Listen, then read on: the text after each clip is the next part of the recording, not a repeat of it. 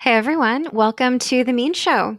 If you are listening only, you might want to head over to YouTube so you can check out the very first video version of our show.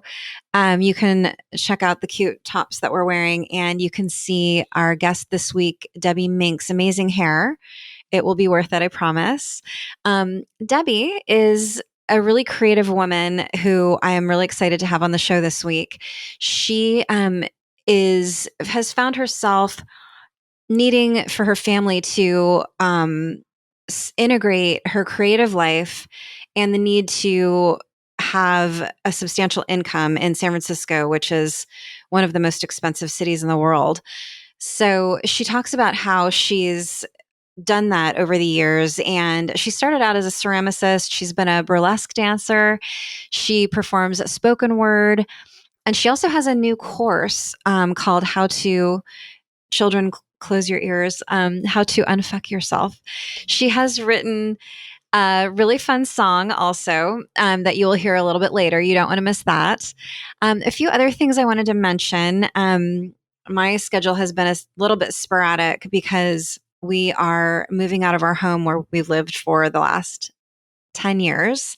And we are also trying to buy a home. And so it's been quite a process. Everyone knows that the real estate market is totally nuts right now. So it's been really fun. But in the meantime, I am still writing and posting at meanmagazine.com. I'm also posting at meanmag on Instagram. So I hope you will join me there. I also want to mention really quick there's a reference to Glenn Campbell in this week's podcast. I have been trying to answer this really random trivia question that I bring up in the podcast. So if you happen to know the answer, please message me because I have not been able to figure it out and it's kind of driving me nuts. Lastly, if you would be so kind, I would really be grateful if you would like the podcast on Apple Podcasts or wherever you listen. And if you would care to leave a review, I would be extremely grateful. So thank you so much, and on to the show.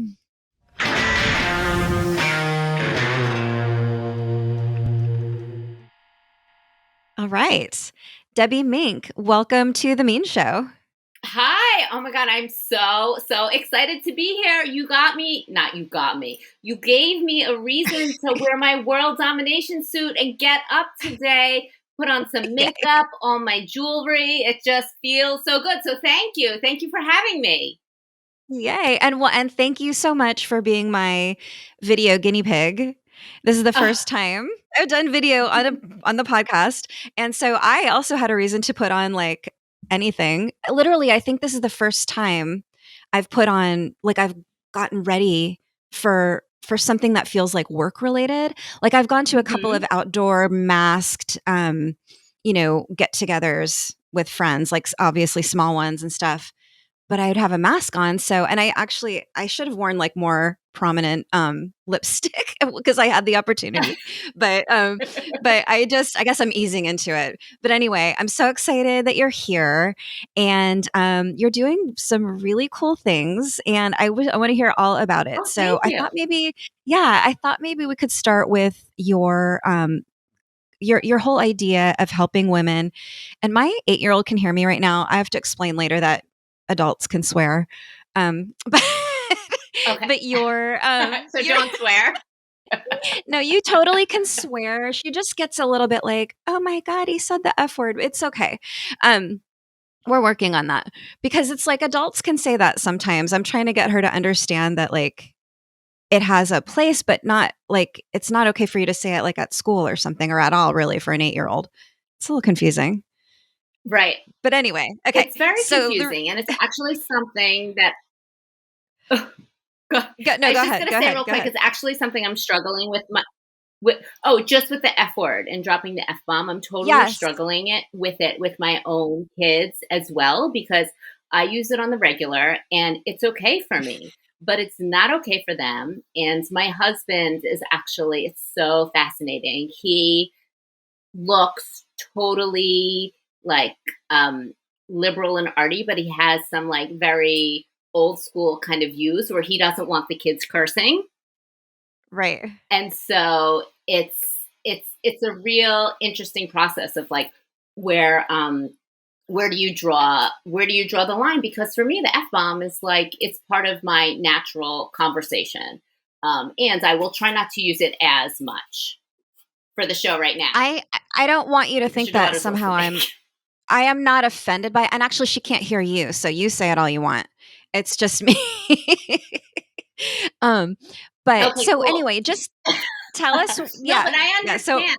I totally hear. Yeah, I get yeah, it. so tell us, like, okay, so after that giant preface, tell us what are you what's your you have a class that you're teaching, correct? And tell us what it's called and what it's all about. Yeah. So I have a digital course that I created this year. It's called Unf Yourself, and it's basically for moms, and it's all about tapping into and remembering who you used to be and what you used to do that made you feel alive before you had kids and became obsessed and super entwined in their lives. So, for me, it's been an ongoing process, and I've been involved with on effing myself for the past 5 years. And I've just really loved the evolution that I've seen for myself and the process I've created. And there's so many inputs as to how I created the process, but I really want to share it with as many women as possible so they can really start to create these awesome lives and do the things that bring them. I don't love the word joy. I'm searching for a word to use instead of joy, but just like that make you feel like, fuck yes, like this is me. I am in my power. I am woman, hear me roar. Like I can fucking do it. Be like super I love badass that. and excited. I love it. I love That's it. and do it on the It's daily, you know? yes. Yeah, so it's interesting. So, first of all, why do you think that that is important? I think it's important because for me, I've when I moved out here, I gave myself a month to get into art school, get a job, and get an apartment. Now, this was over 20 years ago, and I will keep this short. Long story short, I was in art school for a year and I dropped out of art school because I was like, I don't need to be in art school to be an artist. Um, and then throughout the years, I was involved in all of these creative projects, and then I had kids, and I had a corporate career, and I was like, I just didn't feel like me. I felt so disassociated from who I was, and just I felt like there was so much more. And I know this is a feeling that a lot of us feel. There's so much more we have to give, and we don't know how to channel it, and we don't really know what it is and or why we feel that way. Um, and all of this is important because I feel like if we're our happiest and tapped into who we are and what we want to create as mothers, not only are we better mothers because we're taking care of ourselves. And, I don't, I think it's really important to put yourself first because if you are full and if you feel good as a woman, you are going to be so much more present and there for your children, for your spouse, for your dog, Yes. for your friends, for your like greater family. Um, it's so that's why I ultimately think it's really important, not to mention the example that you're creating for your children. So Yes.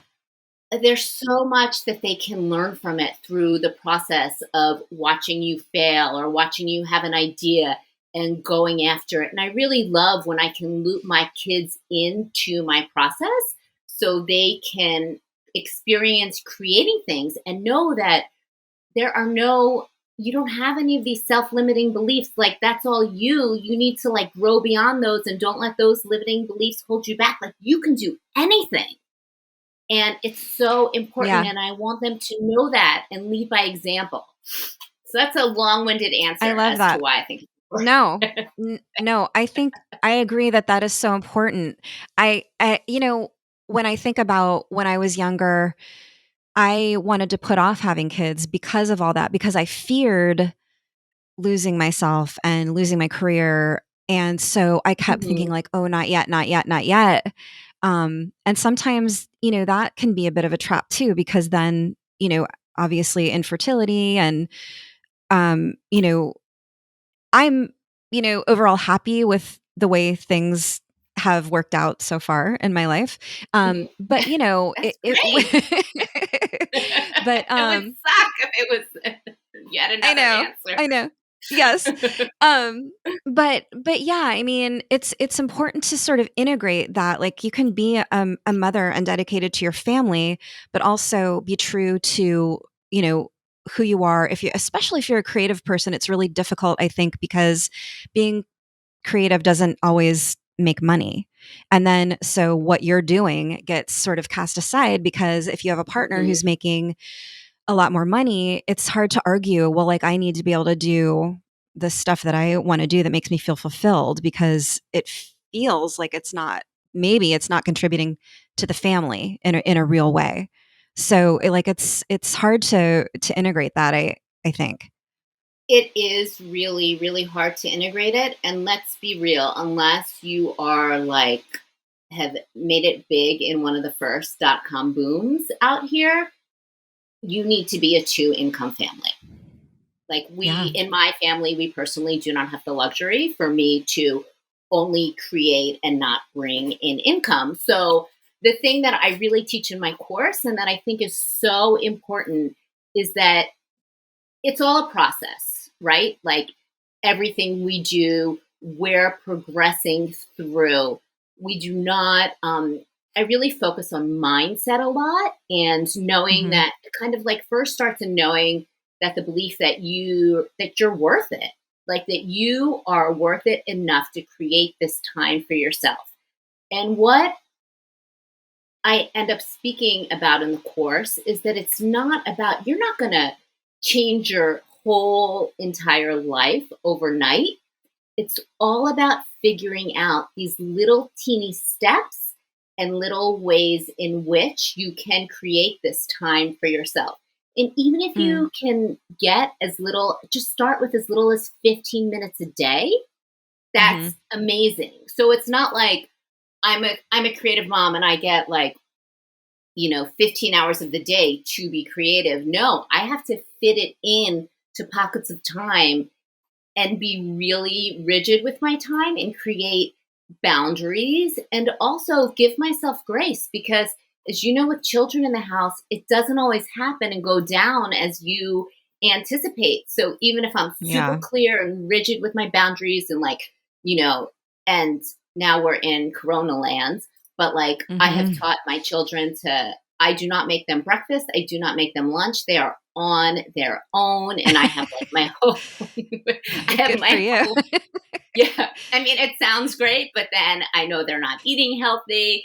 And then half the time they bust in and be like, can you cut this for me? I'm like, can't you cut it yourself? Or like, leave me alone. I'm not as always How old are patient your as I'd like to kids? be. They're 12 and 10. So I have Okay, a so they fifth can be a grader little bit and a more second grader. nice. Okay, yeah, so they Yes. can be a little bit more self-sufficient. Yeah, it's so much harder, I think, for I mean, no, it's not like a competition who it's harder for, but it's it's, it I just It is. I feel for people who have littles, who and Yes. especially like kindergarten where like they're supposed to be on Zoom, but they don't understand it, It's and that's just terrible. another level. Yeah. But so I'm Hmm. curious, what's like one example of a technique, if you want to call it that, that you teach people in your course to, unfuck yourself, as you Yeah. say. I mean, I think the mindset, I think it really all starts with that. And the technique to give yourself grace and to stop and know that we have the power, like our thoughts become feelings, and our feelings become actions. And if we can see those separately and really know that that's a thought and I can change my mindset, and to really, and just focusing on the little thing, like a technique that I teach, let's say, is if you're totally, I want to get rid of the overwhelm in your life, right? And just start with the first step. So one thing that creates overwhelm for most people is that they're scared. They're really, really scared. So one technique that I model for myself on the daily is I always say, fuck fear. Like, just do it. Like, what's the worst case scenario? Like, just fuck fear and do it. Like, reach out to someone if you're super, super nervous. Like, I just, as like a fangirl of yours for years, like I was just like watching you on social media and knowing like who you're tapped into and all of that. I was like, oh my God, I'm just going to do it. I'm just going to reach out and see if I can be on your show, because you say at the end of the podcast, if you want to be a guest, reach out. So I was like, okay, Yeah. fuck fear. Like, I'm going to I'm email so glad you Kristen. did. And then I did it, like, what's the worst thing that's going to happen? Like, I'll never hear from you. Like, I have emailed, I have this piece of art that I call the Pussy Quilt. That was a piece of art that I have Yeah. been working on for 4 years. It's actually sitting behind me. I can attempt to hold it up I on the would love video. to see it. Okay, I'll try. It's really big. It's 10 feet by 13 feet. So Wow. it's ginormous. But this was a piece of art that I created starting in 2016. I don't want to get like too political on your show, but I think we align Oh my politically. God. Please. Um, Yes. Go for it. okay. Please. Just when fucking the dictator was elected in 2016, and just like that insane level of depression that washed over us, Yeah. just knowing what was going to happen, and that lived within us for 4 years. I did not know how to process. I felt like everything he stood for was against everything who I was, down to my core, from being a granddaughter of immigrants, to being a woman, to having a gay brother, to having a child, to my kids being, I'm Jewish, to being a woman, having a womb, to him taking over my rights, everything, like, just Yeah. it was sickening the way he Sickening. treated Like, women, literally and sickening. just I feel sick like, as you say all these things. Like, yeah. right? It's like, Yeah. me too. Like, it's in our bodies still. Like, we'll Yeah. probably have like, we'll feel this for a while. I think it's really messed Yeah. up. So, and just like when he put that woman Betsy DeVos in charge of our children's education, like that just made my I blood know. boil. I know. Okay, let's not, anyway. This was how I I know. decided to process all these shitty emotions. And it was a process. I love Blue Bottle coffee. I had been saving Blue Bottle bags for a while. I had no idea what I was going to do with them. And then the election hit the next day. I was like, oh, I was also really interested. I'd read a book, and it had focused on henna in, like, whatever, the Middle Yeah. East. I don't Like remember, but tattoo, drawing like henna. yeah. Yes, on the body. We can show on the video if you're Yes. watching the video Yeah. and not just listening to the podcast, like henna tattoos all over. Yes. And the ceremonies involved in it and all of that. And I love a Sharpie, and I love just bold lines. So anyway, Yeah. I started drawing with Sharpies on the Blue Bottle bags. And posting on Instagram. I had no idea where it was going to go. I thought it was just going to be a project that took 100 days, because I was like, there is no way in hell this motherfucker is still going to be in office 100 days in. We women Oh. will not let it happen, nor Yeah. will the rest of the world. But oh my God, it was 4 years. Anyway, so the project lasted 4 years.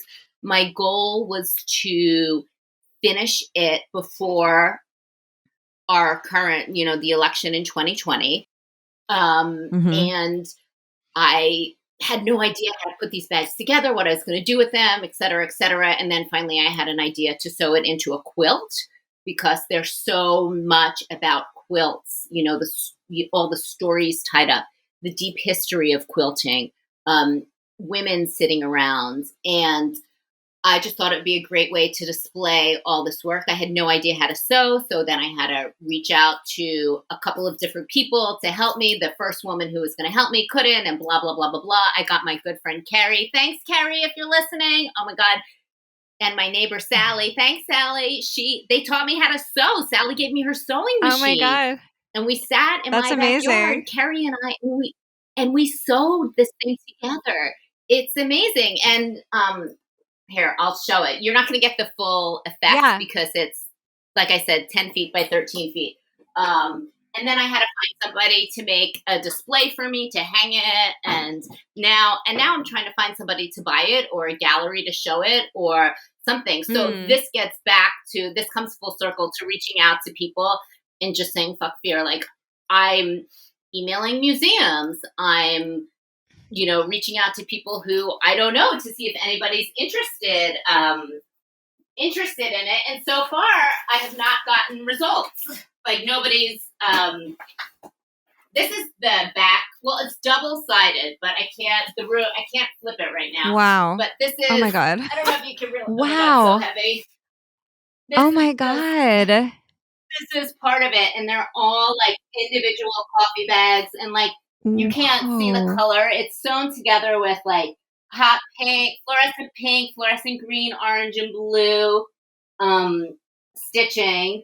And my friend was nice enough to help me get this display made. It's all about, I've been able to really tap into my community and use my friend Beth's space to photograph it, and my friend Heather recommended a photographer, and it's been an amazing project. But now, and my kids also help me draw the bags. So there would be mornings where they'd be sitting down and like totally like sleepy-eyed and annoying me, and I'm like, just draw. So their drawings are incorporated. That is amazing. In the project as well.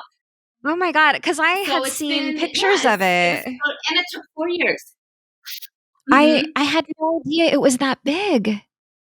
It's huge. I didn't know, because I saw pictures, but I didn't know it was that enormous. That's amazing. That is so cool that you focused your frustration and energy on something like that during those horrible 4 years. I'm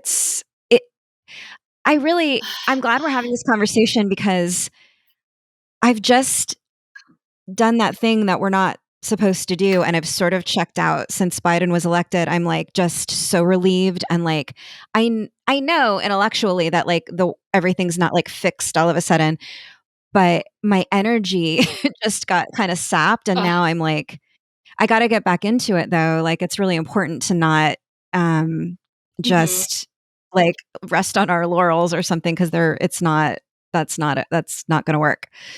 So thanks for the reminder to keep the energy up. Yeah. With everything. Yeah. Yeah, I know. It's really challenging. I feel like you do right now, like where I'm like, okay, like Biden got elected, like I don't need to I don't need to it's not in our control. What they do, how the politicians act, all the stuff that Trump did was totally out of our control. Like, I just felt totally helpless. And because Biden, and let's not forget Kamala, like she is the major winner here in all of it for all of us. Like, that was just epic. Like, I feel like they've got our back, and I think you're right that we can't rest on our laurels yet. Yeah, we can't be too complacent, because take a breather too. We do need to take a breather. I feel like my breather is like, it's time to wrap it up. And start doing some stuff again, because I've had a good like more than 2 months. It's like going on 3 months. But Yeah, I'm involved with this organization called Solidarity Sundays. I don't know if you've ever heard it or gone to like a meet. They do like Mhm. postcards, and they Mm-mm. have sort of a what do they call it? They have like a document every month for the meeting where it's like not a manifesto, but like a Mhm. kind of guidelines for what to do in the meeting, like what to focus on, who to write the postcards to, what issues are coming up right in the moment. So I want to start Okay. doing that again because obviously the issues aren't going to go away. There are, you know, assholes on both sides. There are always going to, and the assholes on the other Yes. side are continuing to do their asshole stuff. So we can't Mhm. take a nap. Um, but yeah, so that's amazing that you and I really hope a gallery somewhere Thank picks you. that up or something because that is really cool that you did that. And so I'm curious Thank you. about Yeah, your thank you. your art background. What type of art did you focus on when you started going to art school and how has that evolved? And like how I know it was a long time ago at this point, but like how is art still a part of your life? Sorry. Not that long ago. So no, it was a long time ago. Like I mean, this is why I love your show and I love listening to the women who you've interviewed because fuck yeah, like we're proud of our age. Like I am so Yes. proud of being right now I'm 47 and I am so fucking psyched to be 47 and so proud. Like look at me, like I'm 47. I look fresh. I look fly. I'm so comfortable in my own skin. I Your love the hair is life amazing. that I've created for myself. Thank you. That's been a whole journey in and of itself, like coming to the hair. But I remember like I was in, okay, the pre-pandemic, my 46th birthday, me and my girls, we went to Soul Cycle, okay? And I was so anti Soul Cycle for so many years, but then I did it cuz like I like to think I'm like a rebel and I'm not like super mainstream. But Right. anyway, so I started we were going like every Saturday and it was my birthday and they do like a thing and the teacher who I loved, he was like, and what are you, 21? I'm like, fuck no, I'm 46. Tell everybody I'm 46. He's like, you're 36. I'm like, no, I'm 46. Like, it was really important for the 21-year-olds in the class to know, like, you could be a 46-year-old Yeah. and strong and healthy and killing it. Like, not over when you're 21. Like, I don't want to be Oh my god. 21, you No. know? Yeah. No, that is Um, so so true. That yeah. I'm okay with having art school be Yeah. a while ago. But to circle back to your original question, which about my art. So when I Yes. went to California College of Arts and Crafts when it was still CCAC, Oh, and yeah. I was going to be a ceramicist ultimately. Mm. I wanted to work in clay. So while I was there for the year, and this is my second degree, I was not getting my MBA, but I was going to get a BFA. I had this epiphany that clay isn't fluffy. And I was not able to mold and make the clay do what I needed to do. And I wasn't able to express myself through the medium in which I had chosen. I was Mm. getting really performative with all of my pieces and all of my classes, and they it just wasn't the right fit for me at the time. Mhm. Um, I did so many really cool projects that I did a whole thing on masturbation with the entire class, and I locked them in bathroom stalls, and I taught everyone like I read directions on how to use a vibrator, which was Oh really my god. which was so fun. And like after the class, like three women went out and bought vibrators. Like I was like, Oh yes, my that's god, amazing. that's so And cool. I did my last piece was called for my last piece I entitled it Clay Isn't Fluffy, and I destroyed every single thing I had made the entire semester. Oh my Because god. No I would way. just like, I didn't like any of it. And it was that in and of Whoa. itself was a disaster because I wanted to be like this 50s girl, like bowling. and I never practiced bowling, and I like lines up all my pieces like bowling pins, and I filled them with feathers and boas, and I had this vision of things exploding out. But Yeah. instead, when I got out there and I like went in the back studio outside and I went to bowl over my pieces, it like barely hit them. It was such a mess. And then I had to take like this bowling ball and I was like throwing it at everything. And, like, Oh my god, anyway, I hope you the have a the video of best thing that. that came out of art school, it was before we really took too many videos. Yeah. This is Yeah. when we were putting together our art portfolios, we did it in slides, which was Oh, crazy. wow. So Wow. the best thing that yeah, it was over 20 years ago. The best thing that came out of art school for me, this is amazing, is I have a piece in the um, Oakland Museum of California. Oh, I So saw one that of on your my website with the teachers feathers. purchased, yes, one of my Yeah. teachers purchased that piece from me, Oh, and he's wow. like, "Can I buy that?" I'm like, "Okay." Like, I'm like, "I'll sell it to you for $100." He's like, "Okay." It's like, great, I made Oh my $100. god. Like, and Wow. never thought anything of it. And then I don't know, 15 or however many years later, I was at a party and one of my husband's friends he comes over and he's like, "Do you know there's another Debbie Mink?" And I'm like, "Sure, there's another, like, there probably is. Like, my name is unique, but it's not super unique." He's like, "And she has this piece of art. It's in the I always get the name of this museum wrong. It's in the Oakland Museum of California." And it's like, "Really?" He's like, "Yeah." And he's like, "And it's pink." And I'm like, "It's pink faux fur?" And he said, "Yeah."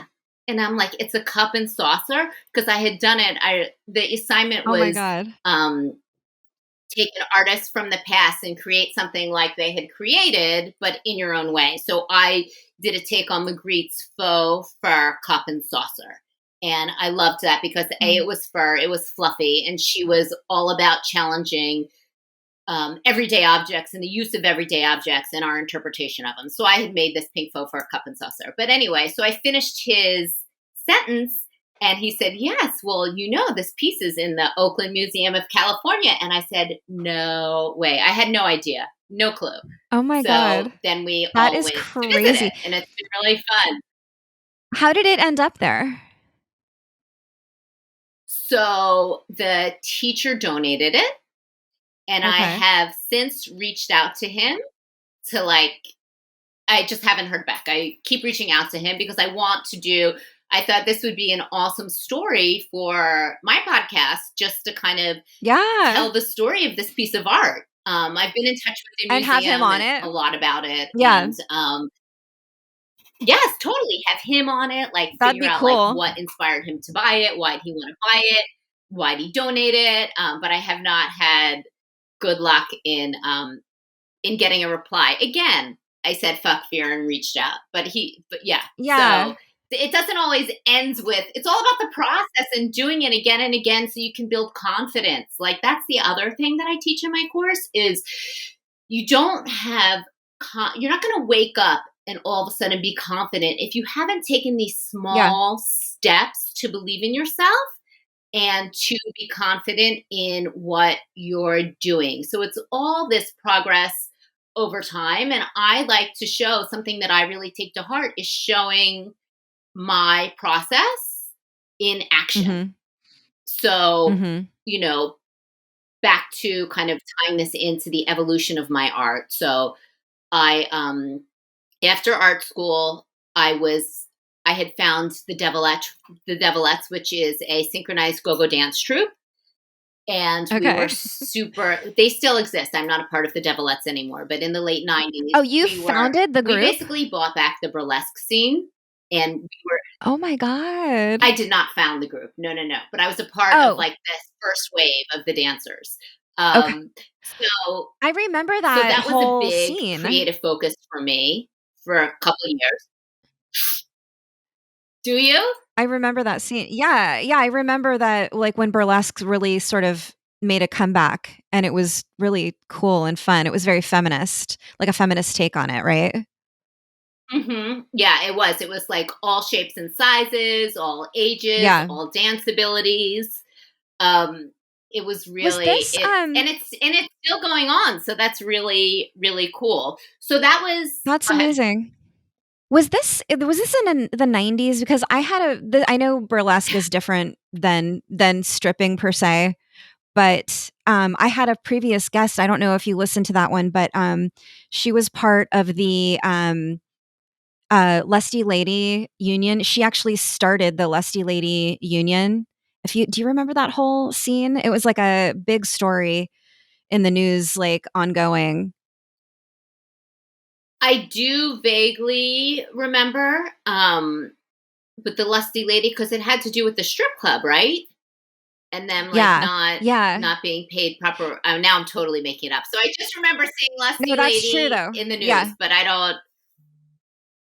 Yeah, well, it's just a if you're Yeah. interested, Um. and that kind of thing, it's a really, interesting story. She actually wrote a memoir about the whole experience. It's fascinating and, yeah. So, Oh, but you continue. I'm very curious about the burlesque. It just seems like a very that's so cool. a similar time, like when, that kind of thing was had a very feminist take. When she was doing that, and then when we were doing our thing, I think it was around the same time. Yeah. It was also around the same time of the first .com boom. So there was a Uh-huh. lot of protesting and we were doing because all of these people were coming in and they were taking over our dance spaces and our rehearsal spaces to create these live work lofts Oh. that were not that were Oh. supposed to be for artists that weren't. They were for these Right. dot commerce. But anyway, so Mhm. that was my creative expression for a while.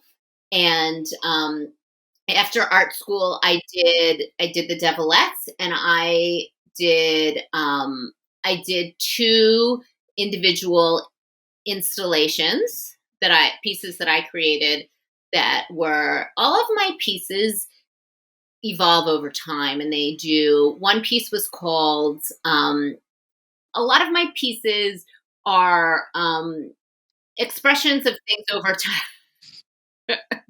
Are expressions of things over time.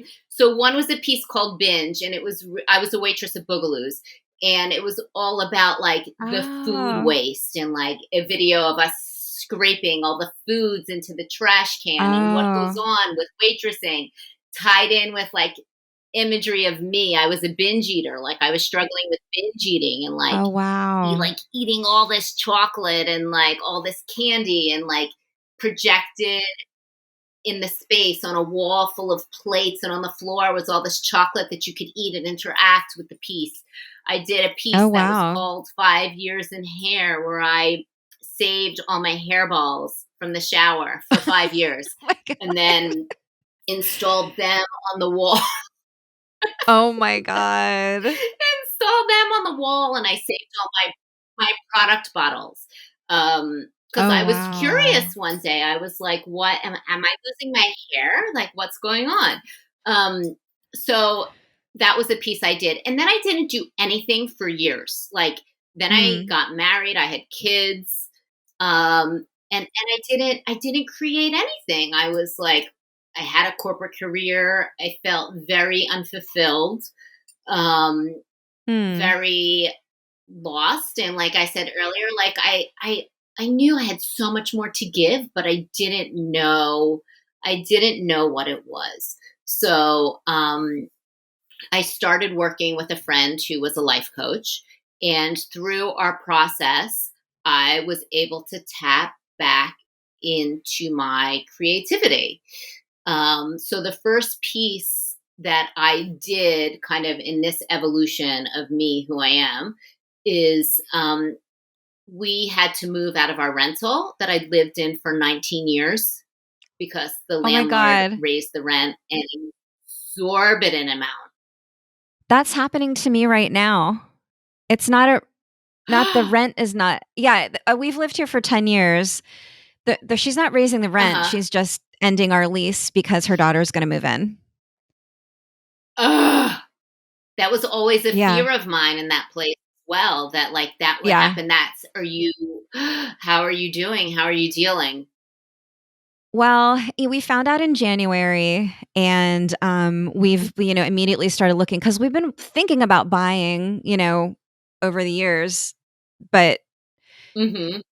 we always thought like maybe the market will change, and it did, but it got way more expensive. um, I know. so it's I like know, the it's so worst bad. time. It's the worst time to buy, and we're probably going to have to move out of the area. We're looking at Really? Monterey area. Yeah. Yeah. That's far away. I That's know. a whole I know. different that's a wh heck, Whole 'nother there's bay. probably a lot of emotions caught up in that. Yes, Yeah. seriously, like, that's a whole do you have family Yeah. down It's there, or does your husband or anyone? no. No, we just, like, we've Mm, loved it down there for a long time.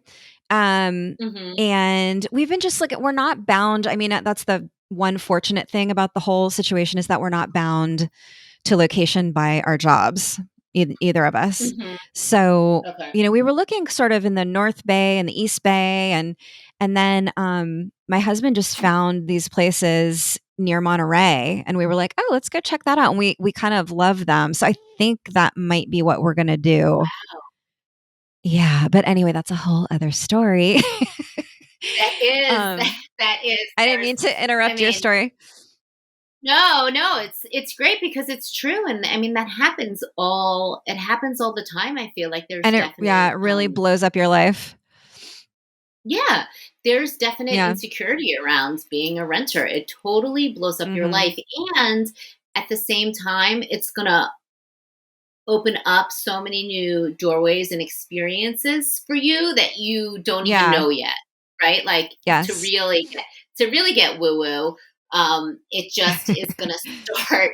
It's going to start a domino effect of energy that you don't know where that you don't know what's in store for you. Like it could be, Yeah. it's going to be amazing. I feel that. A lot of people are like, people don't. I don't want to move either. My closest friends are like, "Don't move," and I don't want to Hmm. move. But I also feel this like opening up, like the excitement of owning a home and being able to Hmm. decorate it the way I want to, and being able to have an Yes, office where I can do my podcasts. So I'm not like, you don't know how long I spent arranging this situation this morning. It's like it looks it looked amazing. it like it I was like, "Oh, there's a lot going on." I don't know. Like it should be like instead of between two ferns, it's like between two succulents or something. But anyway, yeah, I am feeling I'm feeling excited and like a lot of energy around it, but then I have this fear that creeps up. So I'm glad I'm talking to you about like F fear. Yeah, it's and it's just it's fear of the unknown. Like we don't Yeah. know, Yeah. like It's you. normal. It's It's a normal. whole. Yeah. It's totally normal, and it's a lot, and it's like, um, due to the pandemic, we have so many friends who have left our community, and it's Really. heartbreaking. Where It's are you really exactly? heartbreaking. We're in Miraloma Park, which is like Oh. this little bubble of a neighborhood. It's the highest neighborhood in San Francisco. It's across from Twin Okay. Peaks, and a Oh. lot of people don't know about it. I would not have Okay. known about Yeah. it unless my kids got into school up here because I was a mission hipster for like 19 years, so like my whole world revolved around like between like 16th and 24th Street and like Oh my South Van god. Ness and Dolores. And like that I was was the it. same. I Um was the same, although I really? probably Where were wasn't as cool. you? I don't think I was as cool as you were, but I was in You were that probably area. I we cooler. lived No, no. I was always like, "Oh my god, look at those cool like your dancing thing and everything." Like you were like the cool hipster that I'd be like, "Oh my god, look at her, like, she's so cool." I was at, like I moved all over the Mission, like, 21st Mhm. and Harrison. When I first, Mhm. moved to the Mission, I was at 18th and, between Mission and Valencia, and that was not a pretty block at the time at Okay. all. Um, Mm-mm. and a couple other areas around there. So yeah, I'm right there with you. Mhm. Well, we probably passed when you lived at 21st Yeah. and Harrison because we were on Yeah. Shotwell between 21st and 22nd. So we were probably Oh my like we just didn't know god. each other, but I'm sure we passed in the past. So Yes, crazy. for Yes. sure. I knew there was a reason I For felt like I already sure. knew you. So that it could have been. I mean, I probably how long have you been in the Bay Area? Since 1992. Okay, so did you ever eat at Boogaloo's? Oh, yes, and that was another thing I was gonna ask you. Okay, did I dream this or did some kind of vehicle, like, drive right through that restaurant? Radio. That's Radio Valencia. Oh, okay. I So was, like, Radio picturing Valencia was that. on Okay. 23rd and Valencia. Boogaloo's was Okay. on 22nd and Valencia. Okay. But funnily enough, the Devilettes Yeah. started as a group of waitresses from Radio Valencia. Oh, no They were way. doing their holiday show and they decided to do a dance. So that's how the Devilettes got their started Oh, in that wow. crew. And then Oh, that's so I cool. knew those waitresses because they would come eat at Boogaloo's and I was a waitress at Boogaloo's. Oh my god. And they were like, yeah, they were like, come to, remember the Elbow Room? They're like, come to the Elbow Room. We're doing a Oh, yeah. show. Come check us out. And I went and then they were like, So oh, yeah. we need some more dancers. And I was like, oh, well, I would love to do that. Like, no, I Oh danced my my whole life, god. That's so so, I brave. love to dance and perform, and so I auditioned and I got in. Okay. So that was back that was back then. Yeah, it See, was you were really, one of really those fun. girls. Um, so back to You're the when totally one I of those back to girls I my would have been like, coming "Oh my back god, to my she's so art. cool." Well, it's so funny because as maybe back then, but then when I became a mom, and moms are totally cool, but at this point in time when I was a mom, I was like, this was like when bloggers were really big and in, and Okay. kind of the start of the influencer movement. And I even started, oh my God, I totally forgot about this. But I started a blog back in the day because I was a stay at home mom for a while. Um, and Yeah. I started a blog, and what I featured it was called Playground Chic Look of the Week. Even though I was a stay at home mom, and I became a stay at home mom because I got laid off from a corporate job, when that happened, I made a commitment to myself that in order to feel good and feel like me, I was going to get up and get dressed every day like I was going to work. And even though I was going to the playground, I was still going to be dressed. And that was something that fashion's always been Mhm. really, really important to me. And so my blog was appreciating other moms I would just randomly, like if I saw a mom that looked cute at a playground, I spent all my time at the playgrounds. Um, I would do a Mhm. blog feature on them. Anyway, so that was a creative thing that I did for a while, and then that fizzled when I got hired and I got another corporate job. But so my next installation I did was when we had to move out of our apartment on Shotwell Street, where I had lived for 19 Mm. years, and this is when I had started to work with my life Wow. coach and come back to my art. And this was a big installation. It was our going away Mhm. party, so um, I took over the whole apartment and we did different things in different rooms. So, like, there was a spoken word piece that I had recorded about how I felt about moving and all of that played in the background all over the whole place.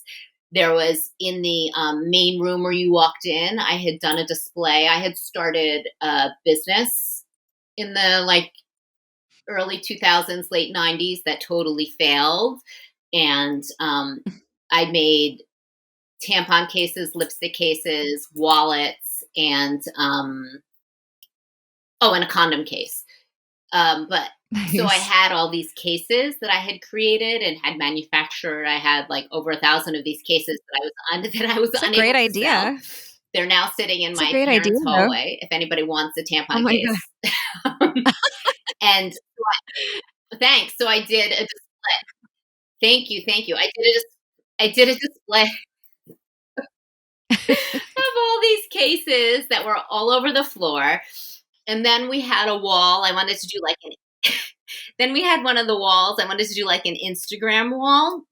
And I had people write on cardboard with Sharpies like how long you lived in the Bay and like take a picture and then post it on social media.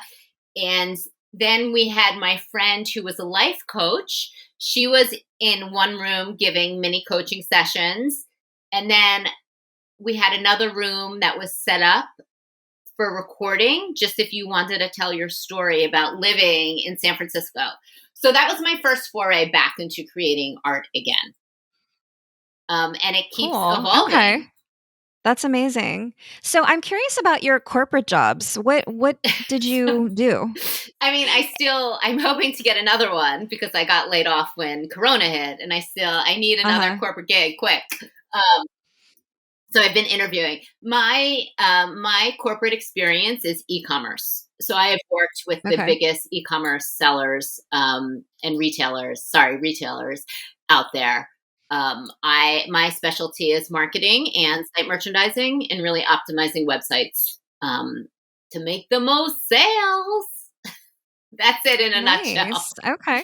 In order for me to be there fully as a corporate employee, I need to have my own creative outlet to really show up um, in any Mhm. kind of role that isn't. Even when I do have my own business and when I'm working on my own projects, I still need to involve the creative piece. If I don't involve that creative activity in the morning, which works for me, I don't quite feel like it's much harder for me to get going on the day, kind of, and be Yeah. super present. So now, what I'm trying to do, this next iteration of myself and my art, is has kind of gone back to the spoken word, which is truly where I've done all along. I've always been a storyteller, and I've always been good at speaking on stages and all of that. And I love writing. So truly inspired by Amanda Gorman's speech at the inauguration, which just blew my Oh, mind yeah. and really, really touched me and touched the part of me where I was like, oh my God, I used to be able to yeah, I used to be able to write, and I still can. I just haven't practiced it in a while because another thing I truly believe is we are all creative, and creativity is a muscle, and you just need to exercise Yeah. it. You just need to start to see what it can evolve into and where it can go. But if you don't start, you're not going to get anywhere. Like if I didn't start drawing, I wouldn't have had this quilt 4 years later.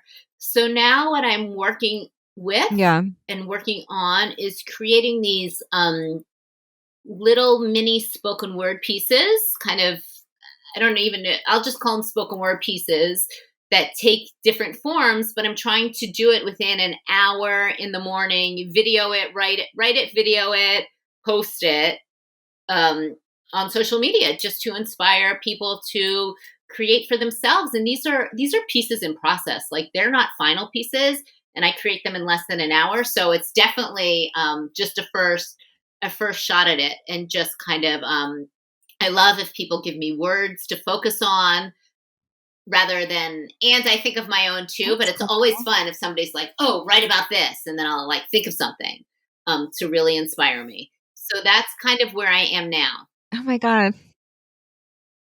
That's very impressive. That reminds me of, so I'm a little bit older than you, but maybe you'll remember this. Was it like Glenn Campbell or something? He used to, it was like the Glenn Campbell show, and the audience would throw out like a word or something, and he would like write a song on the spot on stage on his show. don't know if that was Glenn Campbell or somebody like that. Do you Oh, remember that? no. I didn't know that. I'm gonna have to Google that. I don't know if I'm making that That's up so or, awesome. No, I didn't if watch that show. I mean, I used to watch Lawrence Welk. Oh, yeah, so did we. Yeah, I used to always watch that. That reminds me of my mom. It was, like, I before my mom got I would watch the remarried. Lawrence Yeah, Welk show.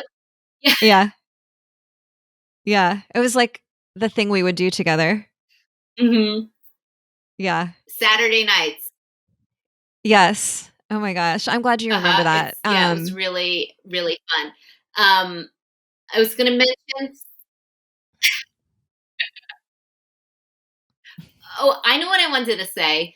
Um, Another thing that I did, which was totally fuck fear, is I wrote a song, and I've never written a Oh, song yes. before, nor can I have the worst Yes. voice ever, like, I have no business singing, but I could but I couldn't get this idea out of my head or the song out of my head. I was like, I just have to write it. And then I got my friend Russell to write the music for me and record it and produce it. And now I have a song out there that I think is super fun and people love it and it's really catchy. And that was really fun. I actually have, I've written I'm in process of writing my second song Oh, as wow. well. Are you gonna give us a sneak peek of what it's about? Oh, the second song. The second song. So Well, we didn't even talk about the what the first song is the about. first song is about the decision to go for bangs or Botox, and I decided to go for bangs. So it's about that process. The second song is about yeah, the second song is about I love it. It goes I'll sing a little bit of it for you, but it's about going Okay. pee pee in the water. So it goes like, I wear my bikini to the beach to go pee pee in the wawa. It's always so cold. My hoo-ha says, our ocean beach, Stinson Beach for Funston or Bolinas. Go to San Gregorio, nude beach, show off your penis. No, you didn't say it. Yeah, I said penis. Ding dong la la. And then like I go to objectify the word penis instead of how we feel objectified as women using, and our bodies. So that's kind of the gist of the song, but it's not fully fleshed out yet. But that's the beginning. That's hilarious. Oh my god. Well, I'm very interested. The bangs or Botox thing is actually It's pretty funny. it's very yeah, the because I have tried bangs a few times and every time I regret it. And the last time I did it, I was like, okay, just remember that you look terrible with bangs and don't ever do it again. So I can't, I just don't like the way I look with bangs. So, Really? yeah. And admittedly, I have tried Botox, but I haven't done it since, the pandemic. So, I'm using these I actually took a picture of myself because I was thinking of your song. I've been using these stickers, Okay. that you put on your forehead, at night, and they actually kinda work pretty good. They sort of flatten out your lines. So, I took a picture of myself this morning, and I was thinking of you. It was like, I'm not doing bangs or Botox, but I'm doing these whatever these things are called. So So, yeah, I wish I could do Stickers. bangs, but yeah. Stickers, yeah, yeah. That's that's that's amazing. Who knew? You look great. I mean, I know that from like seeing you on Insta, and then even though this picture kind of keeps coming in and out, but your forehead looks so smooth. So you must have really good skin to begin with. Maybe I don't know. I think, like, one of the blessings of having, like, oily, like, acne-prone skin as a kid is that now it maybe helps as you get older because I have, like, more natural oils in my face. I don't know, that's just a theory. But yeah, I mean, it's, like, also, Mm. like, I wish we could sort of, embrace lines on our face a little bit more. It's really hard because you know, we the thing with me is, like, I feel like I look angry when I have these 2 lines right here. So I'm like, "Can I just not look angry? Because 'Cause I'm not angry." There's just, Hmm. a lot that goes with, like, how you feel like you're perceived by the world and how you feel inside and how the 2 don't always reconcile, right?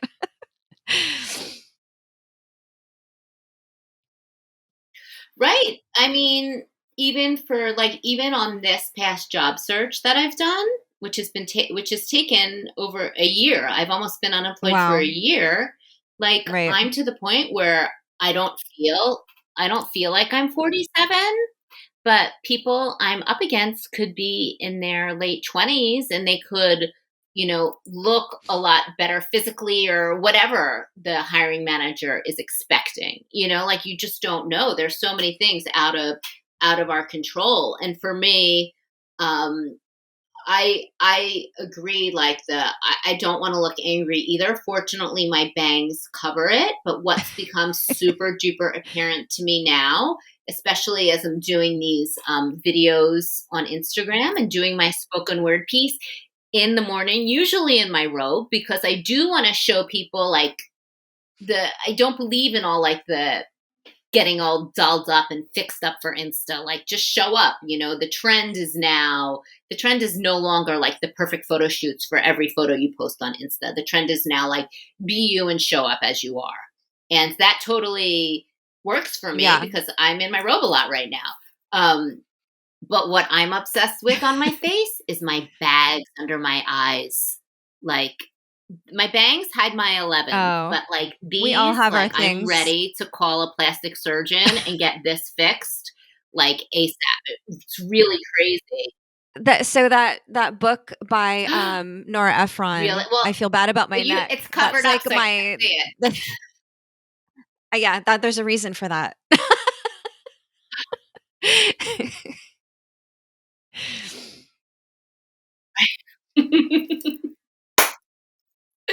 I haven't read that book. I have to check it out. It's Now so I'm looking good. at my neck as I'm speaking to you. I've, Sorry, I mean, we shouldn't talk about all this but shit because then we just get, like, yeah, paranoid about it. It's just, no, it's not right. that, yeah, fuck that. We're all about aging gracefully and embracing our age, right? Exactly, exactly. Yes, yes. Thank you so much for taking the time to be on the show today. It's been so much fun. I'm so in love with your hair. It's amazing. And I might add, like, I might send you a little Q&A, like, what do you use on your hair? Because I know people are going to have questions about that. So maybe I'll send you a little Q&A if you don't mind, and we'll do Okay. like a text version of it. I'm totally happy to share. I will also say, like, I love talking about curls. It's one of my favorite topics. I am actually currently in transition as to what I love to use on my hair. I think I may have Okay. found my new favorite products, but I'm happy to share where I'm at. I used to have it like dialed in, but another work in progress kind of evolution that's going on is with my hair as well. But of course, happy to fill that out for everyone. Awesome. Awesome. Debbie, thank you so much for taking the time today. It's been so much fun. Thank you so much for having me. I totally appreciate it. And I'm just remembering that I did mention my podcast, but that's Oh, another yes. creative project that I have going on as well, I which has will been link to it. really great. Thank you. It's been Yes. awesome with the podcast just to like our whole thing. It's with my best friend from 6th grade. So it's Oh an my East Coast, West god. Coast That's so combo, and it's cool. been awesome to reconnect and just make all kinds of connections. And our tagline is laughter and friendship to feed your soul. So it feels really good right now. So I would encourage Oh, I love everyone it. if to give it a listen as well. So thank you. I've never been a guest on someone else's podcast. I've only done my own show. So this is a first for me. And again, another thing where I said, fuck fear. So thank Yeah. you. Thank you. Thank you. Thank you so much. This was so much fun.